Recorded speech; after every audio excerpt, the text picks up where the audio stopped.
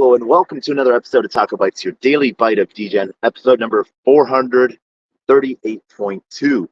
End of day. We are just checking to make sure that we are live.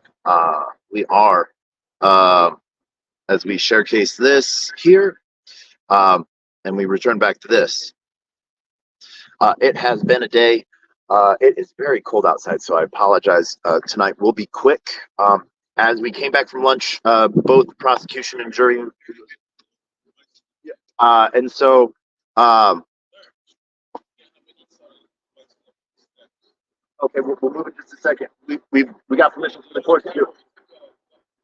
All right, so it looks like we have to move real quick. We're going to move real quick as they're changing things up a little bit today, just because there's another high-profile case going on. So we will get that done, and we'll move that. So we're going to move real quick.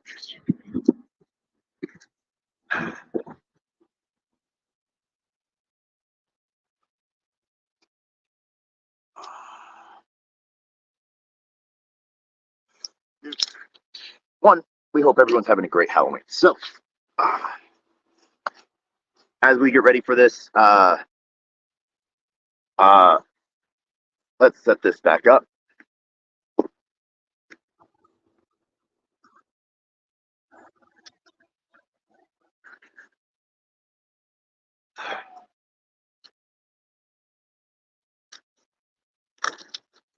So, as we return back to court, it was jury instructions, also known as charge instructions, and this is where both the prosecution and the defense went line by line through every charge line and making sure verbiage was to their needs and pieces, represented by talking about different pieces within verbiage on either misappropriation and misrepresentation. The prosecution wanted some verbiage around false representation, and then going through each charge piece and literally by page and line, sort of like either misspellings and typos in the instruction pieces. Remove aiding and abetting was wanted by the defense. That was overruled. One of the things the prosecution also wanted within page 7, line 23 is property or another money is entrusted to the defendant. Then there was actually some good stuff around the terms of services language. Basically that click to wrap verbiage, as that sort of becomes standard, that clicking that box binds you to a contract. And there was some interesting pieces because neither side has produced terms and services before May of 2022, that there may not have been a contract. And so what that says, sort of in one aspect, the terms and services that came out in May of 2022 were very clear on what was going on, or how money was handled. But before that, there was no relationship built. And so how that might lay out in the closing arguments and jury instructions will be really interesting. One of the things I did notice, Sam was either working to try to figure out how he wanted to store these pages as we were going line by line, or using something to fidget, sort of got into a repetitive habit with folding them around for a moment. And I think, me personally, I've done the same exact thing. It's sort of like like a dog sort of like trying to find its mark on how to represent.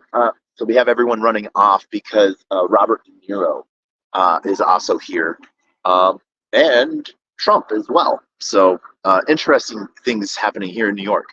So it wasn't really any crazy madness with sort of that, but as they were going page by page, but then having to reference back, sort of seeing how he was storing that was just sort of an odd observational piece on my end. Both his parents were not there, so one of the things that they, the defense has ran through to is the fact that they've tried to push both, British law, English law, or foreign law. And since Judge Kaplan ruled since there was no proof of foreign law, then he applies the law of New York City. Then when it came to definitions of good faith, willfully good faith is an honest belief of the defendant was not willfully intends conduct that was not unlawful. So that was sort of pulled apart a little bit and reworded. The defense did put out good case law and sites that sort of made their definition pieces for that that overruled. Cancel that. Boop. There we go. That sort of laid out some good clear lines for them. Then moved on to willfully intends to violate security. This was around insider cases only. That they sort of worked around with insider cases on security stuff. Kaplan ended up having it stand as written because there was too much arguments on both sides. Then moved on to requirements that it takes it out of context for removing the security stuff. Judge ended up leaving it as is. Territorial conduct was covered next. And so one of the things that they sort of pushed here was that it was not predominantly foreign by the prosecution. They sort of used, FTX International. And so they wanted to make sure, and this is sort of something that was not predominantly foreign. In the Commodities Exchange Act, I think what they're trying to do a little bit in some of these charges, depending on how they land or how the jury rules on them, that it will give them favor in some of the other charges that are possibly coming up in other cases. So that's one of the things that they're sort of doing is, if he's found guilty in a certain way, then it may or may not provide him some sort of legal protection from it being expanded upon in a future case. So that's where I saw a lot of word wars going on, which was rather interesting. Deliberately and known, but ignores, which would be a direct overview. And this was overruled because deliberate intent and willful neglect. Then it came back to venue instruction. The defense once again wanted a motion for a change of venue. That was denied. Piece and then a layout from the government on that it wanted to be laid out as this district. Stipulations were for the final sections 3 and 4. Nothing was touched in 3. Section 4. Some of the words that were stricken from around stipulations. Defense wanted some stuff, but that was overruled. The defense wants instructions around expert witnesses, and then striking some of the verbiage around campaign laws because he's not being charged with any campaign law violation, but campaign contributions are what is one of the things that is being charged with in being one of the ways to prove out use of customer and investor funds.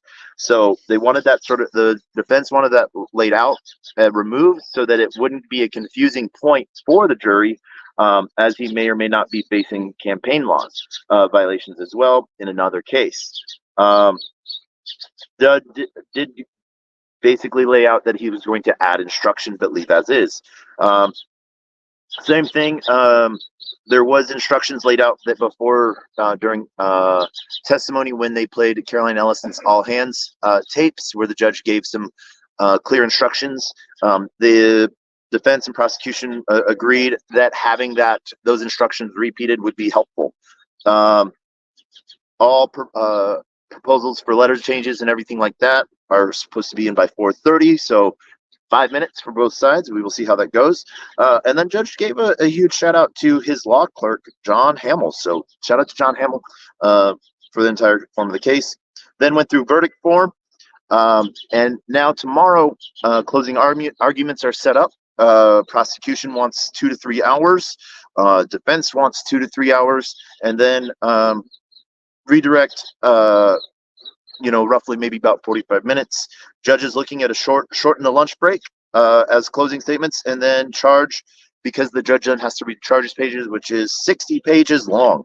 He said he wasn't going to get that done in 60 seconds or 30. He said he wasn't going to get it done very quickly. So wanted everyone to be reminded of that, because they may not have court on Friday because one of the jury is having to travel. The defense did waive for that jury to be waived, and the alternate that would be taking their place is jury number 1, which from what other people have saying, the prosecution does not want, because that juror has been sleeping most of the time, and that is one of the reasons why the defense would love that person. And so another way of play. So we will see how tomorrow goes. We will be back tomorrow at afternoon time. We will be back here early tomorrow morning to make sure we are in the courtroom. Yesterday was raining but warm. Today it was cold and windy. So hopefully New York gives us a better day tomorrow. We will see you on the flip side. And as always, closed mouth cannot be fed, and you cannot feed a closed mouth, meaning if no one knows you're looking for opportunity cannot come a knocking. And if opportunity does come a knocking and no one answers, it's going to keep on walking. Huge shout out to all the other reporters and general members of the public that have joined around for this trial, that has traveled far and wide to be here, to witness, to be part of, and to report on. So thank you to everyone for providing clear information on this, and it's been amazing to meet so many cool people and make some really amazing new bonds. So we will see you tomorrow, and as always, we end with the greatest worst knock knock joke on the face of the planet, and that is, knock knock, who's there?